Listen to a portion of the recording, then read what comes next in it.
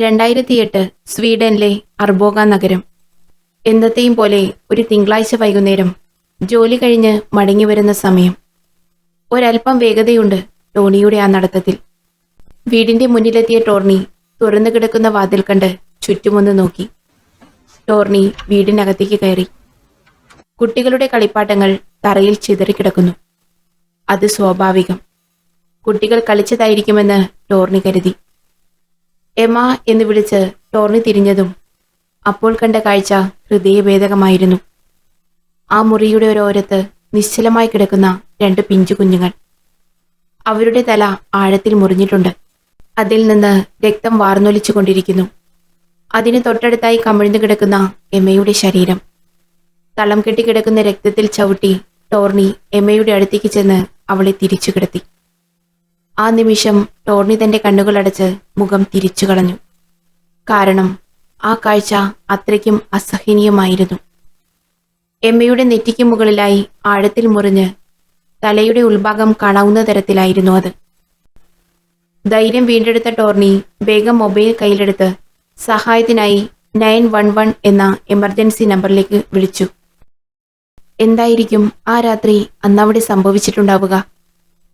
ഇന്ന് നമ്മൾ വിചിത്രമായ ഒരു കേസ് കേൾക്കാൻ പോവുകയാണ്. വിൻഡി നൈറ്റ്സിലെ റിയൽ ക്രൈം സീരീസിലെ മറ്റൊരു എപ്പിസോഡിലേക്ക് എല്ലാവർക്കും സ്വാഗതം. സൈക്കോളജിയിൽ അഡലി സിൻഡ്രോം എന്നൊരു പ്രത്യേക പദമുണ്ട്. അത് സൂചിപ്പിക്കുന്നത് ഒരാൾക്ക് മറ്റൊരാളോടുള്ള അമിതമായ അഭിനിവേശം അല്ലെങ്കിൽ ആസക്തി എന്നൊക്കെ പറയാം. പ്രശസ്ത ഫ്രഞ്ച് എഴുത്തുകാരനായ അഡലി ഹ്യൂഗോയുടെ ഇളയ മകൾ വളരെ ആകർഷകയായ പെൺകുട്ടിയും ഒരു പിയാനിസ്റ്റുമായിരുന്നു. പക്ഷേ തിരിച്ചു കിട്ടാത്ത സ്നേഹം അവളുടെ മാനസികാവസ്ഥയെ ഗണ്യമായി ബാധിച്ചു. അതിന്റെ ഫലമായി അവൾ തന്റെയും തന്റെ കാമുകന്റെയും ജീവിതത്തെ തന്നെ ഇല്ലാതാക്കി. നിർഭാഗ്യവശാൽ അവളുടെ 84 വർഷ ജീവിതത്തിൽ 43 വർഷം അവൾ ഒരു മാനസികാരോഗ്യ ആശുപത്രിയുടെ ചുവരുകളിൽ ചെലവഴിച്ചു. ഒരാൾ മറ്റൊരാളിൽ അമിതമായ താല്പര്യം കാണിക്കുകയോ അവനിൽ അമിതമായി അഭിനിവേശം കാണിക്കുകയോ ചെയ്യുന്ന ഒരവസ്ഥ. അയാൾക്ക് തന്റെ വികാരങ്ങളെ നിയന്ത്രിക്കാനുള്ള കഴിവ് നഷ്ടപ്പെടുന്നു എന്നത് വളരെ ഹൃദയഭേദകമായ അവസ്ഥയാണ്. മിക്ക കേസുകളിലും പരിചയസമ്പന്നനായ ഒരു മനഃശാസ്ത്രജ്ഞന് സഹായിക്കാനാകും. ചിലപ്പോൾ ആശുപത്രിയിൽ അഡ്മിറ്റാകേണ്ടി വരികയും കൂടുതൽ സമഗ്രമായ ചികിത്സയും ആവശ്യമായും വരാം. 2008 എമ്മ യങ് സ്റ്റിങ്ങിന്റെ കേസ് യൂറോപ്പിനെ മുഴുവൻ പിടിച്ചുകുലുക്കി. സ്വീഡിഷ് ഫോറൻസിക് സയൻസിന്റെ ചരിത്രത്തിലെ ഏറ്റവും ക്രൂരമായ ഒന്നായി തന്നെ അത് മാറി. തെളിവുകളുടെ അഭാവം കാരണം കേസ് അവസാനിപ്പിക്കേണ്ട അവസ്ഥ പോലും എത്തിയ സാഹചര്യമായിരുന്നു. പക്ഷേ കോടതി മുറിയിൽ അവസാന നിമിഷം പ്രതിയെ കാത്തിരുന്നത് അർഹിക്കുന്ന ശിക്ഷ തന്നെയായിരുന്നു. 1985 16-ാം തീയതി ഫെബ്രുവരിയിൽ എമ്മ യങ് സ്റ്റിങ് സ്റ്റോക്ക്ഹോമിൽ ജനിച്ചു. അവളൊരു സാധാരണ കുടുംബത്തിലാണ് വളർന്നത്. അവിടെ അവൾ 2 പെൺമക്കളിൽ ഇളയവളായിരുന്നു.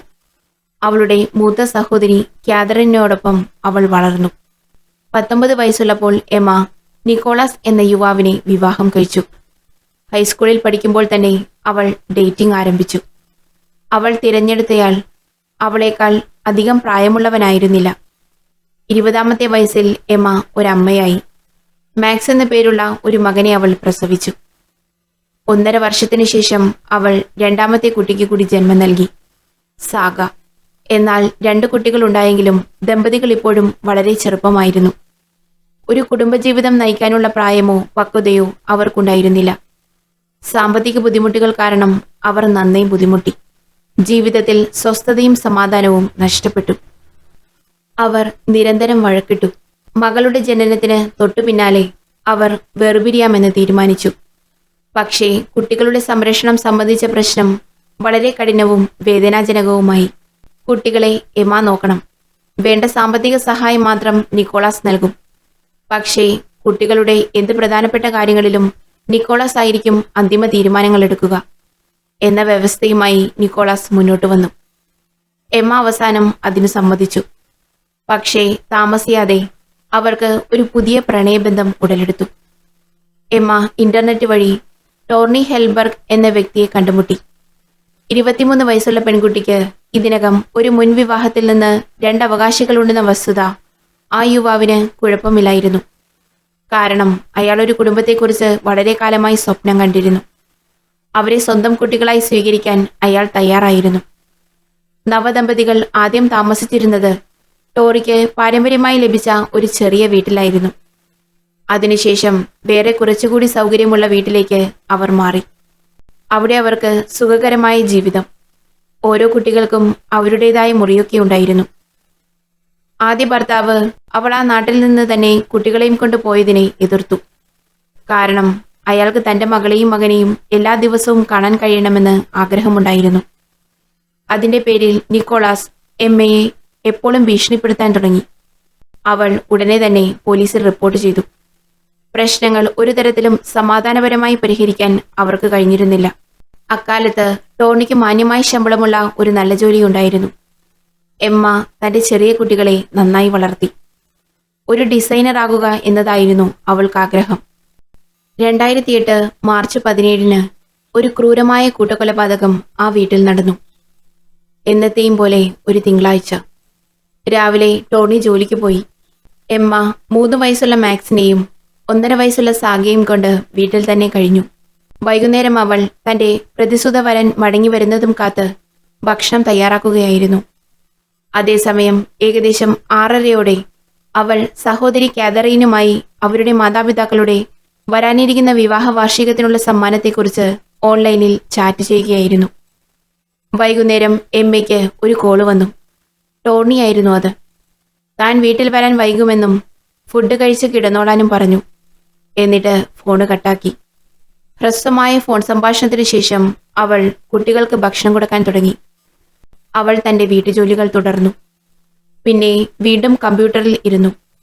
വൈകുന്നേരം 7:07 സഹോദരിയുമായി ടെക്സ്റ്റ് മെസ്സേജ് ചെയ്യുന്നത് തുടർന്നു. അവരുടെ മെസ്സേജിങ് പെട്ടെന്ന് തടസ്സപ്പെട്ടു. കാതറീനക്ക് അത് വളരെ വിചിത്രമായി തോന്നി. കാരണം അവളുടെ സഹോദരി തനിക്കൊരു സന്ദേശം ടൈപ്പ് ചെയ്യുന്നത് അവൾ കണ്ടു. പക്ഷേ എന്തോ കാരണത്താൽ 5 മിനിറ്റ് കഴിഞ്ഞിട്ടും അവൾ അത് അയച്ചില്ല. അതുകണ്ട് വിഷമിച്ച കാതറീന എമ്മയെ വിളിച്ചു. പക്ഷേ അവൾ ഫോണെടുത്തില്ല. എന്താണ് സംഭവിച്ചതെന്നറിയാൻ അവൾ ടോണിന്റെ നമ്പർ ഡയൽ ചെയ്തു. അയാൾ ജോലി കഴിഞ്ഞ് വീട്ടിലേക്ക് പോകാൻ തുടങ്ങുകയായിരുന്നുള്ളൂ. താൻ നേരത്തെ വിളിച്ചതാണെന്നും ചിലപ്പോൾ എമ്മ കുട്ടികളുടെ കൂടെ ആയിരിക്കുമെന്നും അങ്ങനെ അവളുടെ ശ്രദ്ധ കുട്ടികളാൽ തിരിഞ്ഞിരിക്കാൻ സാധ്യതയുണ്ടെന്നും താൻ വീട്ടിലെത്തിയാൽ എത്രയും വേഗം അവളെ കൊണ്ട് തിരികെ വിളിപ്പിക്കാമെന്നും അദ്ദേഹം കാതറീനയ്ക്ക് ഉറപ്പു നൽകി. അങ്ങനെ അദ്ദേഹം വീട്ടിലെത്തി. ആ മനുഷ്യൻ വാതിൽപ്പടിയിലെത്തിയപ്പോൾ മുൻവാതിൽ തുറന്നു കിടക്കുന്നതായി കണ്ട് അയാൾക്ക് എന്തോ ഒരു സംശയം തോന്നി. കളിക്കുന്നതിനിടയിൽ കുട്ടികൾ തുറന്നതാകാമെന്ന് അയാൾ ആദ്യം കരുതി. അവിടെ കണ്ട കാഴ്ച അയാളെ നിശ്ചലനാക്കി. അയാളുടെ ഹൃദയമിടിപ്പ് കൂടാൻ തുടങ്ങി. തറയിൽ മുഴുവൻ രക്തം തളം കെട്ടി കിടക്കുന്നു. റൂമാകെ അലങ്കോലപ്പെട്ട് കിടക്കുന്നു. അയാൾ കുട്ടികളുടെ പേരുകൾ ഉച്ചത്തിൽ പലതവണ വിളിച്ചു. പക്ഷേ ആരും പ്രതികരിച്ചില്ല. പെട്ടെന്ന് റൂമിന്റെ ഒരു മൂലയിൽ ആ മനുഷ്യൻ ഒരു വിചിത്രമായ വസ്തു കണ്ടു. ആദ്യം അത് ഒരു പാവയാണെന്ന് കരുതി. കാരണം ആ രൂപം പൂർണ്ണമായും അസ്വാഭാവികമായ ഒരു രീതിയിൽ കിടക്കുന്നു. അടുത്തെത്തിയപ്പോൾ അത് സാഗയാണെന്ന് അയാൾക്ക് മനസ്സിലായി. അവളുടെ തലയും മുഖവും തിരിച്ചറിയാൻ കഴിയാത്ത വിധം വികൃതമായിരുന്നു. കുറച്ചകലെ അവളുടെ സഹോദരൻ മാക്സ് തലയോട്ടി പൊട്ടിയ നിലയിൽ സമാനമായ ഭയാനകമായ അവസ്ഥയിൽ കിടക്കുന്നു. അവരുടെ അമ്മയും രക്തത്തിൽ കുളിച്ച് തറയിൽ കിടക്കുന്നു. അസ്വാഭാവികമായ ഭാവത്തിലായിരുന്നു ആ കിടപ്പ്. മുഖം വല്ലാതെ തകർന്നും വികൃതവുമായിരുന്നു.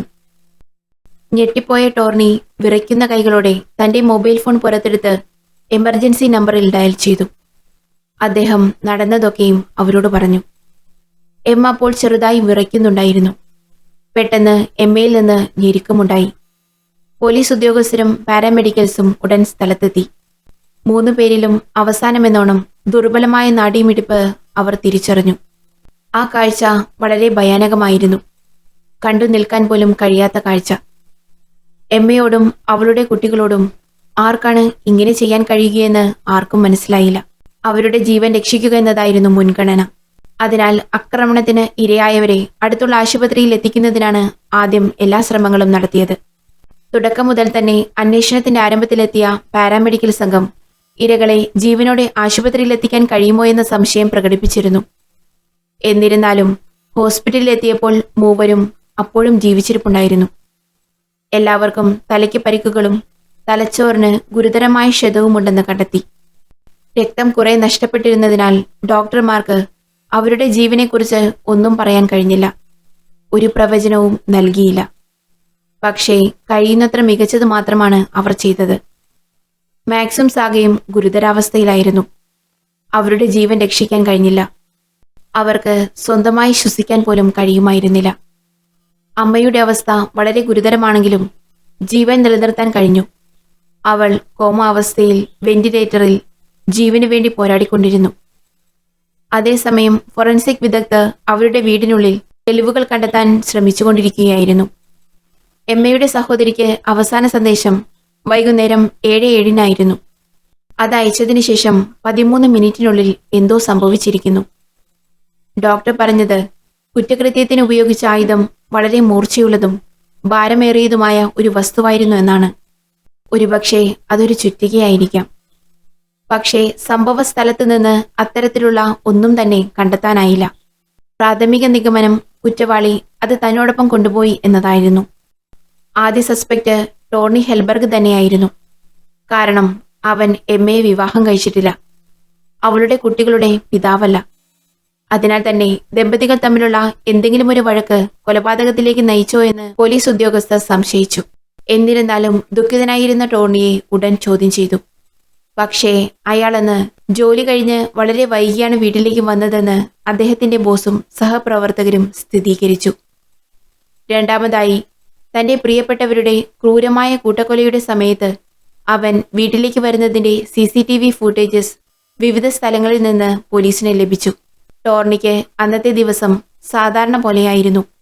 അവൻ വീട്ടിലെത്തുന്നതുവരെ വാതിൽ തുറന്ന് കിടന്നിരുന്നത് കണ്ടപ്പോൾ മാത്രമാണ് ടോർണിക്ക് സംശയം തോന്നിയത്. എന്നിരുന്നാലും ടോർണി കുറ്റക്കാരനല്ല എന്ന് പോലീസ് സ്ഥിരീകരിച്ചു. ടോർണി ഈ വിവരങ്ങൾ എമ്മയുടെ കുടുംബത്തെ അറിയിച്ചു. എമ്മയുടെ മാതാപിതാക്കൾ ഉടൻ തന്നെ സ്റ്റോക്ക്ഹോമിൽ നിന്ന് അരൂഗയിലേക്ക് എത്തി. അവർ കാറിൽ ഹോസ്പിറ്റലിൽ എമ്മയുടെയും കുട്ടികളുടെയും അടുത്തേക്ക് പോയി. പക്ഷേ റേഡിയോയിലെ വാർത്തകളിൽ നിന്ന് അവർ അറിഞ്ഞു ഭയാനകമായ ആ വാർത്ത. മാക്സും സാഗയും ബോധം പോലും വീണ്ടെടുക്കാതെ മരിച്ചു എന്ന്. അവർക്കത് സഹിക്കുന്നതിലും അപ്പുറമായിരുന്നു. അടുത്തതായി പോലീസ് ഉദ്യോഗസ്ഥർ സംശയിച്ചത് മുൻ ഭർത്താവും കുട്ടികളുടെ പിതാവുമായ നിക്കോളാസിനെ ആയിരുന്നു. ദമ്പതികൾ 1 വർഷത്തിലേറെയായി വിവാഹമോചനം നേടിയിരുന്നു. എന്നാലും അയാൾ നിരന്തരം എമ്മയോട് വഴക്കുണ്ടാക്കുമായിരുന്നു. അയാൾ കുട്ടികളുടെ കസ്റ്റഡിക്ക് കേസ് കൊടുത്തു. തന്നെ ഭീഷണിപ്പെടുത്തുന്നതായി അവൾ പോലീസിൽ റിപ്പോർട്ട് ചെയ്തിരുന്നു. എമ്മയോടുള്ള ശത്രുതയുടെ പേരിൽ അയാളാകുമോ ഈ കൊലപാതകം ചെയ്തത്? നിക്കോളാസിനെ ഉടൻ തന്നെ കണ്ടെത്തി പോലീസ് കസ്റ്റഡിയിലെടുത്തു. മാക്സിനെയും സാഗയുടെയും മരണവാർത്ത കേട്ട് അയാളാകെ അസ്വസ്ഥതയിലായിരുന്നു. അപ്പോൾ താൻ ഏറെ സ്നേഹിച്ചിരുന്ന തന്റെ കുട്ടികളെ ഒരിക്കലും ഇതുപോലൊന്നും ചെയ്യാൻ കഴിയില്ല എന്നായിരുന്നു പോലീസിനോടുള്ള നിക്കോളാസിന്റെ മറുപടി. കുറ്റകൃത്യം നടന്ന സമയത്ത് നിക്കോളാസ് എവിടെയായിരുന്നുവെന്ന് ചോദിച്ചപ്പോൾ അയാൾ മറുപടി നൽകിയത് താൻ മറ്റൊരു നഗരത്തിലായിരുന്നുവെന്നും അവിടെ 1 ദിവസത്തേക്ക് ബിസിനസ് ആവശ്യത്തിനായി പോയിരിക്കുകയാണെന്നും അറിയിച്ചു. അത് വിചിത്രമായി തോന്നിയെങ്കിലും താമസിയാതെ തന്നെ പോലീസിന് CCTV ഫൂട്ടേജസ് ലഭിച്ചു. ആ മനുഷ്യൻ കുറ്റകൃത്യം നടന്ന സ്ഥലത്ത് നിന്ന് 120 മൈൽ അകലെയായിരുന്നുവെന്നും അതുകൊണ്ട് തന്നെ അയാൾക്ക് കൃത്യത്തിൽ പങ്കില്ല എന്നും തെളിഞ്ഞു.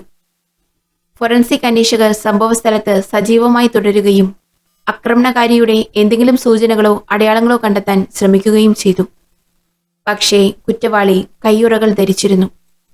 ഷൂസിന്റെ അടയാളമോ ഫിംഗർ പ്രിന്റ്സോ ഒന്നും അവശേഷിപ്പിച്ചിരുന്നില്ല. എല്ലാം കണ്ടെത്താൻ വളരെ ബുദ്ധിമുട്ടായിരുന്നു. കാരണം അന്ന് വീട്ടിൽ മെഡിക്കൽ ടീംസ് എത്തിയിരുന്നല്ലോ. അതിനാൽ തന്നെ കുറെ ഫുട് പ്രിന്റ്സ് ഉണ്ടായിരുന്നു അവിടെ. അവിടെയുള്ള എല്ലാ ഫുട് പ്രിന്റ്സുകളും ശേഖരിക്കുകയും ഏതാണെന്ന് കണ്ടെത്തുകയും ചെയ്യേണ്ടത് അത്യാവശ്യമായിരുന്നു. എമ്മ രക്ഷപ്പെട്ടുവെന്നറിഞ്ഞാൽ കുറ്റവാളി ആശുപത്രിയിൽ കയറി താൻ ചെയ്ത കാര്യങ്ങൾ പൂർത്തിയാക്കാൻ വരുമെന്ന് നിയമപാലകർ ഭയപ്പെട്ടിരുന്നു. അവൾ ഒരു നിർണായക സാക്ഷിയായിരുന്നല്ലോ.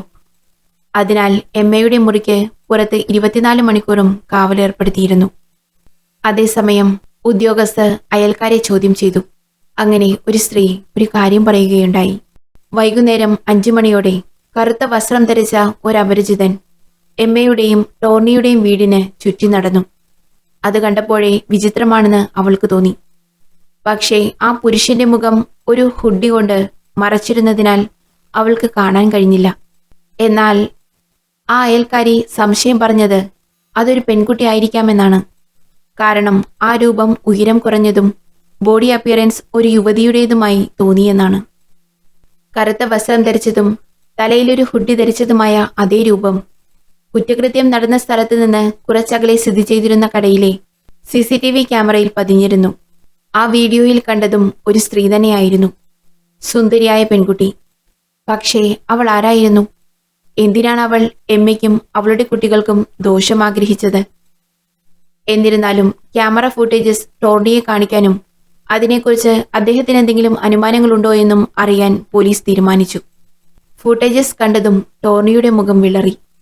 തുടർന്ന് അത് തന്റെ മുൻ കാമുകിയാണെന്ന് അയാൾ പറഞ്ഞു. 31 വയസ്സുള്ള ക്രിസ്റ്റീന ഷുറർ. ക്രിസ്റ്റീന ഷുറർ ആരാണെന്ന് കൂടുതൽ കൃത്യമായി പറയാൻ അദ്ദേഹത്തിന് കഴിഞ്ഞില്ല. ടോർണിയുടെ മുൻ പ്രണയിനിയായിരുന്നു അവൾ. അത്രയും മാത്രമാണ് ടോർണി പറഞ്ഞത്. 1977 ജർമ്മനിയിലെ ഹനോവറിൽ അവൾ ജനിച്ചു. അവൾ കുട്ടിയായിരുന്നപ്പോൾ അവളുടെ പിതാവ് കുടുംബം ഉപേക്ഷിച്ചു. അത് അവളുടെ മാനസികാവസ്ഥയെയും പെരുമാറ്റത്തെയും പ്രതികൂലമായി ബാധിച്ചു. കൗമാരപ്രായത്തിൽ അവളൊരു എക്സ്ചേഞ്ച് പ്രോഗ്രാമിലൂടെ പഠനത്തിനായി അമേരിക്കയിലേക്ക് പോയി. വർഷങ്ങളോളം ന്യൂയോർക്കിൽ താമസിച്ചു. ചരിത്രത്തിലും പുരാവസ്തു ശാസ്ത്രത്തിലും നല്ല വിദ്യാഭ്യാസം നേടി. ഗണനങ്ങളിലും പര്യവേഷണങ്ങളിലും പങ്കെടുത്ത് യൂറോപ്പിൽ ഉടനീളം വ്യാപകമായി സഞ്ചരിച്ചു. 2006 വേനൽക്കാലത്ത് അവൾ ഗ്രീസിലെ ക്രീ ദ്വീപിലേക്ക് പോയി. ജൂലൈയിൽ ഒരു പ്രശസ്തമായ ഹോട്ടലിൽ ടൂർ ഗൈഡായി ജോലി ലഭിച്ച അവൾ അവിടെ അവധിക്കാലം ആഘോഷിക്കാൻ വന്ന 26 വയസ്സുള്ള സുന്ദരനായ ടോർണിയയിലേക്ക് ക്രിസ്റ്റീന ആകർഷിക്കപ്പെടുന്നു. പരിചയത്തിന്റെ ആദ്യ നാളുകൾ മുതൽ തന്നെ പ്രണയത്തിലായ ഈ മിടുക്കിയും രസകരവുമായ വിദ്യാസമ്പന്നയുമായ പെൺകുട്ടിയെ അയാളും ഇഷ്ടപ്പെട്ടു. അന്ന് ക്രിസ്റ്റീനയ്ക്ക് 29 വയസ്സായിരുന്നു. പക്ഷേ ചെറിയ പ്രായവ്യത്യാസം അവർക്ക് കുഴപ്പമൊന്നുമില്ലായിരുന്നു. ടോർണി ഹോട്ടലിൽ അവധിക്കാലം ആഘോഷിക്കുമ്പോൾ അവരുടെ ബന്ധം ഒരാഴ്ച നീണ്ടുനിന്നു. അദ്ദേഹം ഹോട്ടലിൽ നിന്ന് പോയതിനു ശേഷവും അവർ ഫോണിലൂടെയും ഇന്റർനെറ്റിലൂടെയും ആശയവിനിമയം തുടർന്നു. ഏതാനും മാസങ്ങൾക്ക് ശേഷം ക്രിസ്റ്റീന സ്വീഡനിലെ ഹെൽബർഗിലെത്തി. അങ്ങനെ ക്രിസ്റ്റീന ടോർണിയുടെ വീട്ടിൽ താമസിക്കണമെന്നാവശ്യപ്പെട്ടു. അവളുടെ പെട്ടെന്നുള്ള അത്തരം ആവശ്യങ്ങൾ ടോർണിയെ വല്ലാതെ അലോസരപ്പെടുത്തി. അതുപോലുള്ള പല ആവശ്യങ്ങളും ടോർണി പയ്യെ നിരാകരിച്ചുകൊണ്ടിരുന്നു. ക്രിസ്റ്റീന തന്റെ കൂടെ ഒരു ട്രിപ്പിന് പോകാൻ നിർബന്ധിച്ചു. പക്ഷേ അദ്ദേഹം വിസമ്മതിച്ചു. ആ പെൺകുട്ടി തുടർന്നും ഫോൺ വിളിക്കുമായിരുന്നു.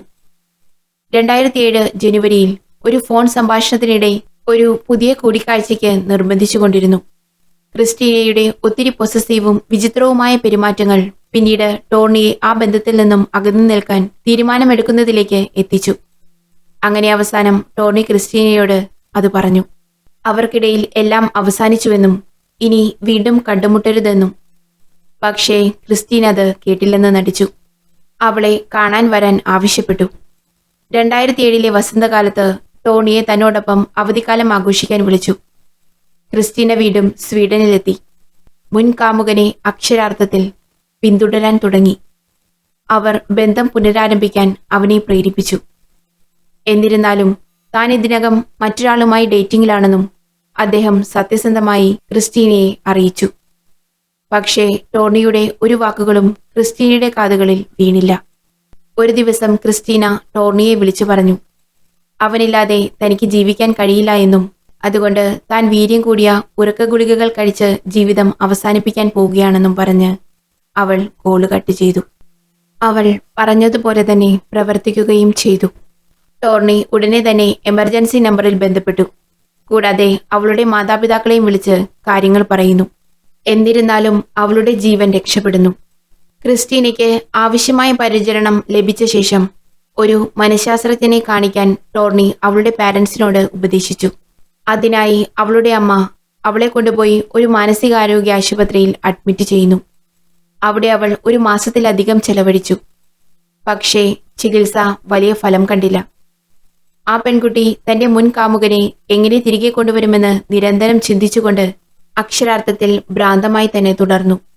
2007 ഒക്ടോബറിൽ പുതിയ കാരണങ്ങൾ കണ്ടുപിടിച്ച് ക്രിസ്റ്റീന സ്വീഡനിലേക്ക് മാറാൻ തീരുമാനിച്ചു. സ്റ്റോക്ക്ഹോമിന്റെ പ്രാന്തപ്രദേശങ്ങളിൽ സ്ഥിരതാമസമാക്കി. മറ്റൊരു പെൺകുട്ടിയുമായി ക്രിസ്റ്റീന ഒരു അപ്പാർട്ട്മെന്റ് വാടകയ്ക്കെടുത്തു. അവൾ വീണ്ടും തന്റെ മുൻ കാമുകനെ പിന്തുടരാൻ തുടങ്ങി. അങ്ങനെ അവൾ വീണ്ടും ടോറിനെ കാണുന്നു. എന്നിട്ട് അവൾ പറഞ്ഞു തനിക്ക് അവരുടെ ബന്ധത്തിൽ ഒരു കുഞ്ഞുണ്ടായിട്ടുണ്ടെന്നും. പക്ഷേ കുഞ്ഞിനെ ഒരു കുടുംബത്തിന് വളർത്താൻ കൊടുത്തു എന്ന വാർത്ത കേട്ട് ടോർണി ഞെട്ടിപ്പോയി. ഒരു നിമിഷം അദ്ദേഹം ഓർത്തു, അവർ അവസാനമായി അടുപ്പത്തിലായിരുന്നത് 1 വർഷത്തിന് മുമ്പായിരുന്നു എന്നതാണ്. അതിനുശേഷം അവർ 3 തവണ വ്യത്യസ്ത സമയങ്ങളിൽ കണ്ടുമുട്ടിയിരുന്നു. പക്ഷേ ക്രിസ്റ്റീന ഗർഭത്തിന്റെ ലക്ഷണങ്ങൾ ഒന്നും തന്നെ അന്ന് കാണിച്ചിരുന്നില്ല. അപ്പോൾ ക്രിസ്റ്റീന നുണ പറഞ്ഞതാവാനാണ് സാധ്യതയെന്നും അദ്ദേഹം മനസ്സിൽ ഉറപ്പിച്ചു. അങ്ങനെ ഓരോ തവണയും പുതിയ പുതിയ കാര്യങ്ങൾ പറഞ്ഞ് ടോണിയെ കാണാൻ ക്രിസ്റ്റീന ശ്രമിച്ചുകൊണ്ടിരുന്നു. 2008 ജനുവരിയിൽ ടോണിയെ കാണാൻ നടത്തിയ 1 ഡസൻ ശ്രമങ്ങൾ പരാജയപ്പെട്ടതിനെ തുടർന്ന് ക്രിസ്റ്റീന അദ്ദേഹത്തിന് ഒരു മെസ്സേജ് അയച്ചു. അതിൽ അവരുടെ മകന് ഒരു പ്രത്യേക ഹെറിഡിറ്ററി അസുഖം കണ്ടെത്തിയെന്നും ഇപ്പോൾ അവർ ഒരുമിച്ച് ജർമ്മനിയിലേക്ക് പോകണമെന്നും പറഞ്ഞു. കുട്ടിയെ ദത്തെടുത്ത പിതാവ് അദ്ദേഹത്തെ ബന്ധപ്പെടുകയും വിശദാംശങ്ങൾ നൽകുകയും ചെയ്യുമെന്ന് അവൾ കൂട്ടിച്ചേർത്തു. ഈ സമയത്ത് താനും എമ്മയും ഒരു പുതിയ വീട്ടിലേക്ക് മാറുന്ന തിരക്കിലാണെന്ന് ടോർണി പറഞ്ഞു. ടോർണിയുടെ മുൻ കാമുകിയാണെന്ന് ക്രിസ്റ്റീന വിശ്വസിച്ചിരുന്ന മുഴുവൻ കഥയും എമ്മയോട് ടോർണി പറഞ്ഞിരുന്നു. വശീകരിക്കാൻ ശ്രമിക്കുകയാണെന്നായിരുന്നു എമ്മയുടെ അഭിപ്രായം. ടോർണിയെ ജർമ്മനിയിലേക്ക് കൊണ്ടുപോകാൻ ശ്രമിക്കുകയായിരുന്നു ക്രിസ്റ്റീന. ക്രിസ്റ്റീനയുടെ കുട്ടിയുടെ വളർത്തുപിതാവാണെന്ന് സ്വയം പരിചയപ്പെടുത്തി ഒരാൾ ടോർണിയെ വിളിച്ചു.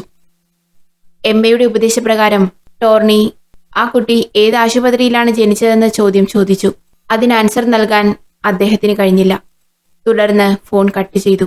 അങ്ങനെ ടോർണി ഒടുവിൽ ഒരു മകനും തനിക്ക് ഇതുവരെ നിലവിലില്ല എന്ന നിഗമനത്തിലെത്തി. ക്രിസ്റ്റീനയ്ക്ക് മകനുണ്ടെന്ന ഒരു സ്റ്റോറി തയ്യാറാക്കി ആരെയോ കൊണ്ട് വിളിപ്പിച്ചതാണെന്ന് ടോർണി ഒടുവിൽ മനസ്സിലാക്കി.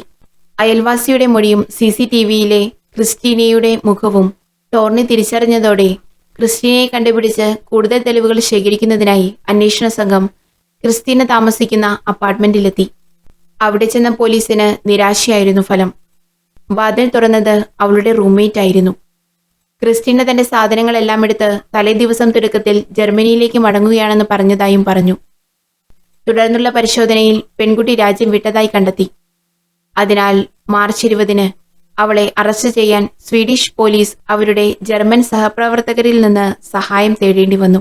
പ്രതിയെ അറസ്റ്റ് ചെയ്തപ്പോൾ താനൊന്നും ചെയ്തിട്ടില്ലെന്നും കൂട്ടക്കൊലയിൽ തനിക്ക് യാതൊരു ബന്ധവുമില്ലെന്നും അവൾ അവകാശപ്പെട്ടു. എന്നാൽ മാർച്ച് 29-ന് സ്വീഡനിലേക്ക് കൊണ്ടുപോയതിനു ശേഷം അവിടുത്തെ ഉദ്യോഗസ്ഥരോട് ടോണിയുമായുള്ള ഒരു കൂടിക്കാഴ്ചയ്ക്ക് വഴിയൊരുക്കണമെന്ന് അവൾ അഭ്യർത്ഥിച്ചു. പക്ഷെ അവൾ അപ്പോൾ പൂർണ്ണമായും ശാന്തയായിരുന്നു. ഇടയ്ക്കിടെ തന്റെ മുൻ കാമുകനെ കാണാനും വിളിക്കാനും ആവശ്യപ്പെട്ടുകൊണ്ടിരുന്നു. പോലീസ് ക്രിസ്റ്റീനയുടെ വാടക അപ്പാർട്ട്മെന്റിൽ തെളിവുകൾക്കായി സമഗ്രമായി പരിശോധിച്ചു. അവളുടെ ഫോണും ലാപ്ടോപ്പും പരിശോധനയ്ക്കായി പിടിച്ചെടുത്തു. അവളുടെ എല്ലാ വസ്ത്രങ്ങളും പരിശോധിച്ചു. എന്നാൽ അവിടെ രക്തത്തിന്റെ അംശമൊന്നും കണ്ടെത്തിയില്ല.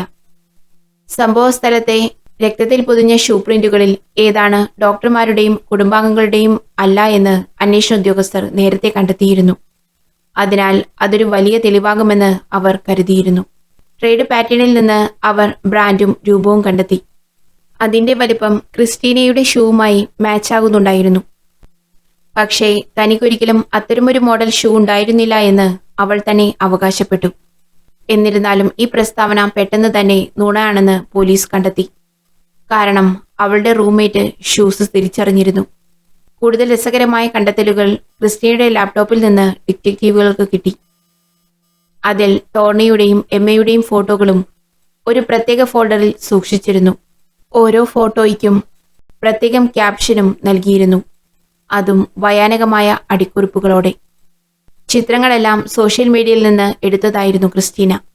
കൂടാതെ അവരുടെ വീടിന്റെ ഫോട്ടോസും. അതുകൂടാതെ ഗൂഗിളിൽ തെളിവുകൾ അവശേഷിപ്പിക്കാതെ ഒരു കൊലപാതകം എങ്ങനെ നടത്താം എന്നതിനെക്കുറിച്ച് സെർച്ചുകൾ കണ്ടെത്തി.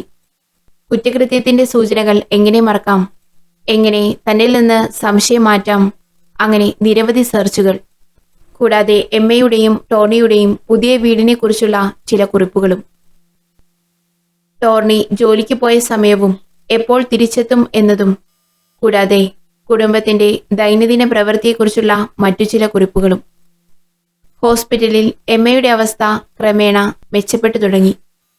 മാർച്ച് അവസാനത്തോടെ ഡോക്ടർമാർക്ക് അവളെ ക്രമേണ കോമയിൽ നിന്ന് പുറത്തു കൊണ്ടുവരാൻ കഴിഞ്ഞു. ഉണർന്നപ്പോൾ ശ്വസനത്തിനായി ഇട്ട ട്യൂബ് കാരണം അവൾക്കപ്പോഴും സംസാരിക്കാൻ കഴിഞ്ഞില്ല. മുറിയിലുണ്ടായിരുന്ന ബന്ധുക്കളെ അവൾ തിരിച്ചറിഞ്ഞു എന്നത് വ്യക്തമായിരുന്നു. പക്ഷേ അവൾക്കെന്താണ് സംഭവിച്ചതെന്നും അവളെങ്ങനെ ആശുപത്രിയിലെത്തിയെന്നും അവൾക്ക് ഓർക്കാൻ കഴിഞ്ഞിട്ടില്ലായിരുന്നു. അവൾ അല്പം കൂടി ശക്തയാകുകയും വ്യക്തമായി സംസാരിക്കുകയും ചെയ്യാൻ തുടങ്ങുമ്പോൾ പോലീസ് അവളോട് സംസാരിക്കാൻ തീരുമാനിച്ചു. പക്ഷേ കുട്ടികൾക്ക് എന്താണ് സംഭവിച്ചതെന്ന് അവളോട് പറയരുതെന്ന് അവർ തീരുമാനിച്ചു. തുടർന്ന് ആ നിർഭാഗ്യകരമായ ദിവസത്തിലെ സംഭവത്തെക്കുറിച്ച് എമ്മയ്ക്ക് ഓർമ്മയില്ലെന്നും അവൾ ഒരു വാഹനാപകടത്തിൽ പെട്ടിരിക്കാമെന്നും അവൾ വിശ്വസിച്ചു. അവൾ കുട്ടികളെക്കുറിച്ച് നിരന്തരം ചോദിച്ചുകൊണ്ടേയിരുന്നു. പക്ഷേ പിന്നീട് അവളുടെ കുടുംബവും മെഡിക്കൽ സംഘവും എന്താണ് സംഭവിച്ചതെന്നും അവളുടെ കുഞ്ഞുങ്ങൾ ഇപ്പോൾ ജീവിച്ചിരിപ്പില്ലെന്നും എമ്മയോട് പിന്നീട് പറഞ്ഞു. അത് കേട്ടതോടെ എമ്മ പെട്ടെന്ന് വൈലന്റായി. ഡോക്ടർമാർ അവൾക്ക് ഉറക്കത്തിനുള്ള ഇഞ്ചക്ഷൻ നൽകി. അതിനുശേഷം അവൾ ഉറങ്ങിപ്പോയി. പിന്നീട് അവൾ ഉണർന്നപ്പോൾ നേരത്തെ നടന്ന സംഭാഷണം ഒന്നും അവൾ ഓർമ്മിച്ചില്ല. വീണ്ടും കുട്ടികളെക്കുറിച്ച് ചോദിച്ചു. ഇത് ആഴ്ചകളോളം തുടർന്നു. ഈ സമയത്ത് എമ്മയോട് പലതവണ പറഞ്ഞു മകളുടെയും മകന്റെയും മരണം. പക്ഷേ അവളുടെ മസ്തിഷ്കം ഈ വിവരങ്ങൾ സ്വീകരിക്കാൻ വിസമ്മതിച്ചു. ഒരു മാസം കൂടി കഴിഞ്ഞപ്പോൾ എമ്മയെയും കൂട്ടി മെഡിക്കൽ സംഘം എമ്മ താമസിച്ചിരുന്ന വീട്ടിൽ പോയി. മെഡിക്കൽ ടീം പ്രതീക്ഷിച്ചതുപോലെ തന്നെ അവൾക്ക് ആ സംഭവസ്ഥലം കണ്ടപ്പോൾ പെട്ടെന്ന് പഴയ ഓർമ്മകൾ ട്രിഗറാകാൻ തുടങ്ങി. കുറച്ച് സമയം കൊണ്ട് തന്നെ അവൾ ഓർമ്മകളെല്ലാം വീണ്ടെടുത്തു. അങ്ങനെ അവൾ അന്ന് സംഭവിച്ചതിനെക്കുറിച്ച് പറയാൻ തുടങ്ങി. അവൾ പറഞ്ഞത് അവൾ തന്റെ സിസ്റ്ററിനോട് ചാറ്റ് ചെയ്തുകൊണ്ടിരുന്നപ്പോൾ കുട്ടികൾ അവളുടെ അടുത്ത് തന്നെ കളിക്കുകയായിരുന്നു. അപ്പോൾ ഫ്രണ്ട് ഡോറിൽ ആരോ മുട്ടുന്നത് പോലെ തോന്നി. അതാരായെന്ന് നോക്കാനായി വാതിൽ തുറന്നപ്പോൾ തന്റെ ഫ്രണ്ടിൽ ഒരു സ്ത്രീരൂപം കണ്ടു. പക്ഷേ ആരാ, എന്താ വേണ്ടതെന്ന് എമ്മയുടെ ചോദ്യം പൂർത്തിയാകും മുമ്പ് ആ വന്ന സ്ത്രീയുടെ കയ്യിലുള്ള ചുറ്റിക എമ്മയുടെ തലയിൽ വന്ന് പതിച്ചിരുന്നു. എമ്മയുടെ കണ്ണുകളിൽ ചോര നിറഞ്ഞു വന്നു. കണ്ണുകൾ കറുത്തുപോയി. ആ രൂപം വീട്ടിലേക്ക് നുഴഞ്ഞു കയറി. നിരാശയായ അമ്മ തന്റെ അവസാന ശക്തിയിൽ നിന്നും കുട്ടികളെ സംരക്ഷിക്കാൻ അവളെ പിടികൂടാൻ ശ്രമിച്ചു. അപ്പോഴേക്കും അവൾ അവശയായി വീണിരുന്നു. പ്രതിയായി കണക്കാക്കിയിരുന്ന ക്രിസ്റ്റീന അപ്പോഴും തനിക്കെതിരെയുള്ള ആരോപണങ്ങൾ കെട്ടിച്ചമച്ചതാണെന്നും താനത് നിഷേധിക്കുകയാണെന്നും കോടതിയിൽ ബോധിപ്പിച്ചുകൊണ്ടിരുന്നു. അങ്ങനെ വിചാരണ പുരോഗമിക്കുന്ന സാഹചര്യത്തിൽ ക്രിസ്റ്റീനയ്ക്കെതിരെയുള്ള തെളിവുകളെല്ലാം തന്നെ സാഹചര്യ തെളിവുകളായിരുന്നു. കുറ്റകൃത്യത്തിന് ഉപയോഗിച്ച ആയുധവും പോലീസിന് കണ്ടെത്താൻ കഴിഞ്ഞില്ല. അതെല്ലാം ക്രിസ്റ്റീനയെ ഇതിൽ നിന്നും രക്ഷപ്പെടുന്നതിനുള്ള സാധ്യതകൾക്ക് ആക്കം കൂട്ടി. എന്നിരുന്നാലും ക്രിസ്റ്റീനയുടെ റൂംമേറ്റ് ചോദ്യം ചെയ്തപ്പോൾ പറഞ്ഞു ആ മാർച്ചിൽ അവളുടെ ടൂൾ കിറ്റിൽ നിന്നും ഒരു ചുറ്റിക നഷ്ടപ്പെട്ടിട്ടുണ്ടെന്ന്. ആ പറഞ്ഞത് പ്രകാരം അവൾ ടൂൾ കിറ്റ് ഹാജരാക്കുകയും ചെയ്തു. അതിനെ ആസ്പദമാക്കിയുള്ള അന്വേഷണത്തിൽ ബ്രാൻഡിലുള്ള ഹാമറിന്റെ വലിപ്പവും പ്രത്യേകതകളും കൊലപാതകത്തിന് ഉപയോഗിച്ച വെപ്പണുമായി വളരെയധികം സാമ്യമുണ്ടെന്ന് പോലീസ് കണ്ടെത്തി. പക്ഷേ അതും സാഹചര്യ തെളിവുകളുടെ കൂട്ടത്തിൽ ഉള്ളവയായിരുന്നു. അതുകൂടാതെ ആ ആഴ്ചകളിൽ ആ സംഭവ പരിധിയിൽ വരുന്ന സബ് അർബൻ ബസ് സ്റ്റേഷനിൽ അവൾ 3 വട്ടം വന്നതായി സർവൈലൻസ് ക്യാമറയിൽ പതിഞ്ഞിട്ടുണ്ടായിരുന്നു. ആ ദൃശ്യങ്ങൾ ഡിറ്റക്റ്റീവ്സ് കണ്ടെത്തി. എന്തിനാണ് പ്രതി അരൂഗയിൽ ഇത്രയധികം പ്രാവശ്യം സന്ദർശിച്ചത് എന്ന പോലീസിന്റെ ചോദ്യത്തിന് പ്രതിയിൽ നിന്നും തക്കതായ ഉത്തരം ലഭിക്കാഞ്ഞത് ആ സന്ദർശനം എല്ലാം തന്നെ പ്രതി തന്റെ ഭാവി ഇരകളെ നിരീക്ഷിക്കുന്നതിനായി നടത്തിയ പ്രവൃത്തികളിൽ ഒന്നായിരിക്കാമെന്ന് പോലീസ് അനുമാനിച്ചു. അതുകൂടാതെ കുറ്റകൃത്യം എങ്ങനെ മറയ്ക്കാം എന്നതിനെക്കുറിച്ചുള്ള വിവരങ്ങൾക്കായി അവൾ ഇന്റർനെറ്റിൽ തിരഞ്ഞതിനെക്കുറിച്ചും അതുകൂടാതെ എന്തിന് എമ്മയുടെയും കുട്ടികളുടെയും ഫോട്ടോ തന്റെ കമ്പ്യൂട്ടറിൽ സൂക്ഷിക്കുന്നതിനെക്കുറിച്ചും ചോദിച്ചപ്പോൾ അതിനും വ്യക്തമായ ഉത്തരം നൽകാൻ അവൾക്ക് കഴിഞ്ഞില്ല. 2008 ജൂലൈ 29 നിഷ്ക്രൂരമായ ഇരട്ട കൊലപാതകവും കൊലപാതക ശ്രമങ്ങളുടെയും കുറ്റം ചുമത്തിയ ക്രിസ്റ്റീനയുടെ വിചാരണ ആരംഭിച്ചു. ആദ്യമേ തന്നെ പോലീസിനോട് കുറ്റം നിഷേധിച്ചിരുന്ന പ്രതി പക്ഷേ അവസാന വിചാരണയിൽ കോടതി മുറിയിൽ വളരെ വിചിത്രമായി പെരുമാറാൻ തുടങ്ങി. വാദിഭാഗം വക്കീൽ വിചാരണ വേളയിൽ പ്രതിയെ കാണിച്ച ഫോട്ടോസുകൾ, അതായത് കൊല്ലപ്പെട്ട ചോരയിൽ കുതിർന്നു കിടന്നിരുന്ന 2 മക്കളുടെയും എമ്മയുടെയും ഫോട്ടോസ് കാണിച്ചപ്പോൾ ക്രിസ്റ്റീന ആ ഫോട്ടോസ് നോക്കി ചിരിക്കുകയാണ് ചെയ്തത്. കൂടാതെ മാനസിക നില താളം തെറ്റിയതുപോലെ അവൾ പെരുമാറിയെങ്കിലും കോടതി അത് മുഖവിലേക്കെടുത്തില്ല. ആ സമയം എമ്മ കോടതിക്ക് മുമ്പാകെ നേരിട്ടെത്തി മൊഴി നൽകി. ഈ നിൽക്കുന്ന ക്രിസ്റ്റീനയുടെ മുഖം തന്നെയാണ് അവസാനം താൻ കണ്ടതെന്നും തന്നെയും തന്റെ കുഞ്ഞുങ്ങളെയും അന്ന് വൈകുന്നേരം ഉപദ്രവിച്ചത് ക്രിസ്റ്റീന തന്നെയാണെന്നും എമ്മ കോടതിക്ക് മുൻപാകെ ബോധിപ്പിച്ചു. കോടതി നിയമിച്ച മനഃശാസ്ത്ര വിഭാഗം പരിശോധനയിൽ ക്രിസ്റ്റീനയുടെ മാനസിക നില ഇപ്പോൾ നോർമലാണെന്നും എന്താണ് സംഭവിക്കുന്നതെന്ന് പൂർണ്ണമായി അവൾ അറിയുന്നുണ്ടെന്ന് അവർ കണ്ടെത്തി. അങ്ങനെ എല്ലാ കാര്യങ്ങളിലും ക്രിസ്റ്റീനയെ കുറ്റക്കാരിയെന്ന് കോർട്ട് ഏകകണ്ഠമായി കണ്ടെത്തി. അങ്ങനെ പ്രതിയെ ജീവപര്യന്തം തടവിന് വിധിക്കുന്നു. ഒരിക്കലും മോചിക്കപ്പെടാൻ അവകാശമില്ല എന്നും മരണം വരെ തടവിൽ കഴിയണമെന്നും എമ്മയ്ക്ക് നഷ്ടപരിഹാരമായി 20,000 യൂറോ നൽകാനും കോടതി ഉത്തരവിട്ടു. ക്രിസ്റ്റീന ഒരിക്കലും ടോണിയിൽ നിന്നും ഗർഭം ധരിച്ചിട്ടില്ല എന്നും ഒരു മകനെ പ്രസവിച്ചു എന്നുള്ള കഥകൾ കെട്ടിച്ചമച്ചതാണെന്നും പിന്നീട് കണ്ടെത്തി. എമ്മയ്ക്ക് അവളുടെ ആരോഗ്യം വീണ്ടെടുക്കുന്നതിനുള്ള പ്രക്രിയ വളരെ ദീർഘവും കഠിനവുമായിരുന്നു. അപ്പോഴെല്ലാം ടോർണി എമ്മയുടെ കൂടെ നിന്ന് അവൾക്ക് വേണ്ട പിന്തുണ നൽകി. അവളെ വീണ്ടും അവളുടെ ജീവിതത്തിലേക്ക് തിരിച്ചു കൊണ്ടുവന്നു. അങ്ങനെ 2010 ഒരു വേനൽക്കാലത്ത് അവർ വിവാഹിതരായി. കൂടാതെ 2 അനാഥ കുട്ടികളെ കൂടി ദത്തെടുത്ത് അവരുടെ ജീവിതത്തിന് വീണ്ടും ഒരർത്ഥവും പ്രകാശവും നൽകി. ഇപ്പോൾ സുഖമായി അവർ ജീവിക്കുന്നു. പ്രിയ കൂട്ടുകാരെ, ഈ കഥയെക്കുറിച്ചുള്ള നിങ്ങളുടെ അഭിപ്രായങ്ങൾ കമന്റ് ബോക്സിൽ അറിയിക്കണേ. റിയൽ ക്രൈം സ്റ്റോറീസ് നിങ്ങൾക്ക് ഇഷ്ടമാകുന്നുണ്ടെങ്കിൽ ചാനൽ ഒന്ന് സബ്സ്ക്രൈബ് ചെയ്യണേ. കൂടെ ഒരു ലൈക്കും കൂടി. കൂടുതൽ ഇൻവെസ്റ്റിഗേഷൻ സ്റ്റോറീസുമായി നമുക്ക് വീണ്ടും കാണാം. Thank you.